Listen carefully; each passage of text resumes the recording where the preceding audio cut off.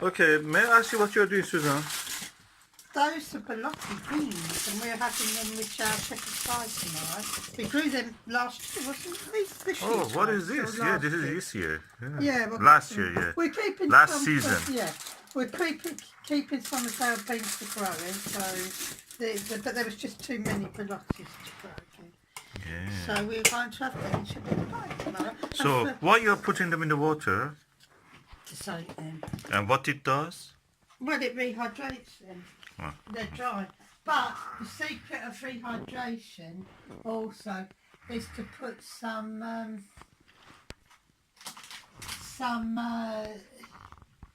soda in there. Oh, baking soda. Yeah, and I can't find it in the cupboard. Oh, God, I've got to get the lid off. Well, he found it in the cupboard because it was on the top shelf and I'm only little. Now, I think a good teaspoon of this. Oh, that helps the softening of the skin. Yeah, it does. It will soften the skin and it just Hydrates it. yeah, Rehydrates. and then it will rehydrate. Yeah. And by tomorrow morning, those beans will be well and truly soft and For cooking. Sunday lunch. Yes, shepherd's pie. Shepherd's pie. Beautiful. Vegetarian shepherd's pie. Oh, lovely. Because I have an allergy for red meat. So. This is the lovely shepherd's pie that we have made from our own allotment produce and using our own beans and other vegetables. You can see the beans here. They are very good, very satisfying and filling. This shepherd's pie we made from our Borlotti beans, and I just wanted to show you that how enriching is this food with the Borlotti beans that we have grown ourselves.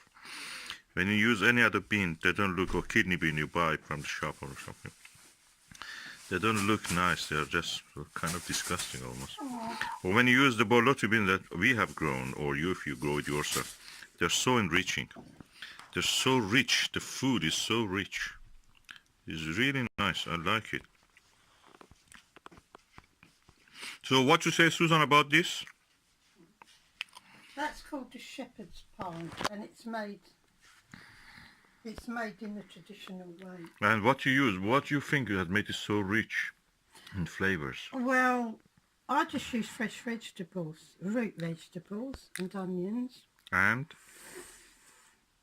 And you should use lamb if it's... What about this bean? I'm talking about the bean. The beans were our own beans. Do you think it has a role? Because we used in the past the same ingredients without the bean actually. We used the kidney bean from the shop. Well, you can use kidney beans from the shop. But this one is really rich. They are the beans that people... Yeah, they are... I forgot what their name. They're small. I know they're Borlotti beans. They're Borlotti beans, but they're very small this year because of the drought. But they're so tender. We dried them. We dry all our beans, any beans we have, including runner beans. We will dry them and then we rehydrate them with... before cooking. Before cooking, with water and baking soda. And baking soda, bicarbonate of soda that is. And we will leave them all night just to soak, and then in the morning they're ready for boiling, which takes about an hour to boil them.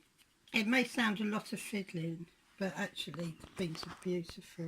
Oh, thank you. That's really nice. I think this is one of the best shepherd's pie I've ever eaten, because usually they're not very rich. It just makes you feel not completely full.